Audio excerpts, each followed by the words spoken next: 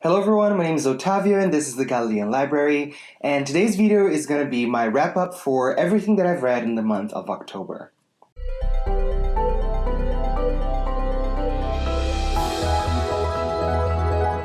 The first thing that I've attempted to read was Boy's Life by Robert McCammon, and I say attempted because I did not finish this one. It just was not for me. I read about 20% of it. I got it on Kindle, and I was just in the mood for something like horror-based or maybe a mystery or something like that, and I picked this up. And I realized that it was not something that I was in the mood for at all. And also, as far as I can tell, the writing style is not something that I enjoy at all. The major problem that I had with this book was the really weird first-person perspective. So basically we get told by the narrator in the beginning of the book, the narrator is the main character as well. It's first-person perspective. And he tells us right before the story starts, he says, I'm going to tell you a story and it's going to be my point of view, but you may ask, how do you know these things if you're not present? And he says, well, I found out about them later, or maybe just I made them up. And personally, that kind of destroys my suspension of disbelief a little bit. So, for example, there were instances in the book in which the character was not present in the room and he could retell the conversations that people were having, or conversations on the phone, or things like that. Or sometimes what people are thinking, even though he doesn't know. And that kind of did not work for me, and I don't know, I just could not get into it. Maybe someone else will like it, but it just did not work for me at all. The next book that I finished in October, in the first few days of the month, was Anathem by Neal Stephenson, and this is the first Neal Stephenson book that I've read, and I really, really loved it. I had some problems with pacing, especially in one huge chapter in the middle of the book. But otherwise, I really, really loved this one. The characters were just amazing. The science was fantastic. If you don't know, this is a science fiction book. It follows these characters in this alternate universe, in this world that's not Earth, but it's kind of similar to Earth.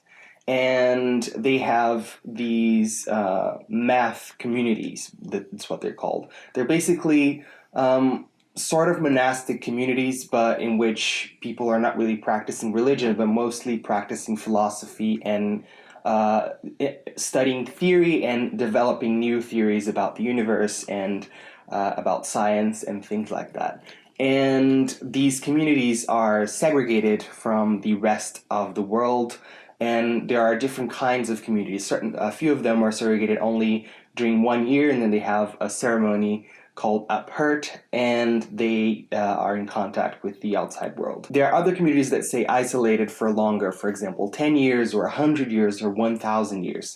So yes, it's based around those mathic communities, as they're called in the book, and it was just phenomenal. I really highly recommend this one.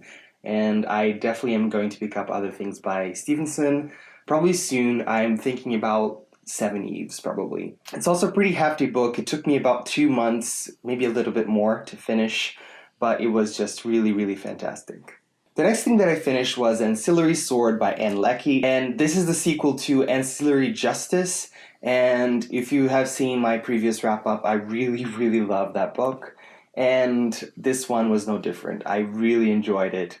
It was different in scope. It dealt with themes that weren't as grand, as interesting as the first book, but we still got to follow some really fantastic characters, some that came back from the previous book, and new characters that were introduced here that were just fantastic, and there was a lot of intrigue. It's set in this station called Athoic Station that hovers in the atmosphere of the Athoic planet. The planet is known for producing high-quality tea, and a lot of it for the Empire, and that was really fantastic. There was a little bit of intrigue in the plantation, and it was really, really great. Like I said, it doesn't deal with those great themes that I thought were fantastic in the first book, but I still enjoyed it. I enjoyed it a little bit less than the first one, but it was just so great. I also have the third book, Ancillary Mercy, ready to go. I'll probably pick it up sometime soon. The next thing that I finished was The Philosopher Kings by Joe Walton, and this is also a sequel to The Just City, the second book in the Thessaly series. The third one is coming out next June, I think. And just like Ancillary Sword, I enjoyed this quite a lot, though not as much as the first one. The first book was just amazing. It dealt with some great philosophical themes, and certain characters are actually talking about philosophy and discussing things, which I thought was fantastic. And I thought there was a lot less of that in this one. There's also a big time jump from the ending of the first book to the beginning of this one, about 20 years or so. And that was a bit jarring. I got used to it after a while, and it was very interesting to see how things progressed after the very explosive ending of the first book. And speaking of endings, the one in this book was more explosive than the first one. However, it was a bit messy, like plot-wise and storytelling-wise.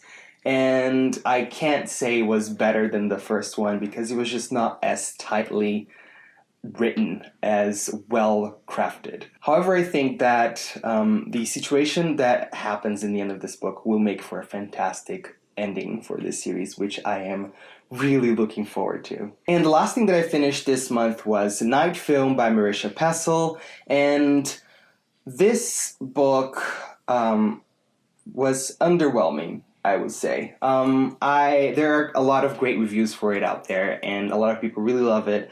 I thought it was okay. Let me tell you why. I think the characters in here are such caricatures. They're not great characters at all. They're very simple and two-dimensional, and I just could not get over that.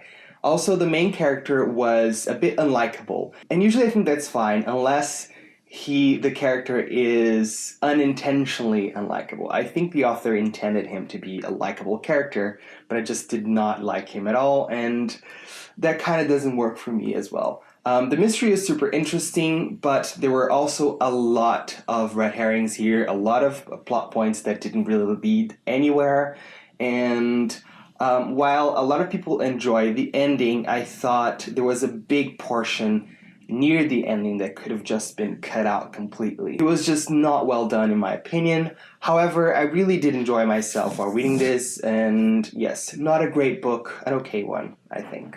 So that's it for today, guys. I hope you enjoyed this wrap-up, and I'll see you next time. Ciao!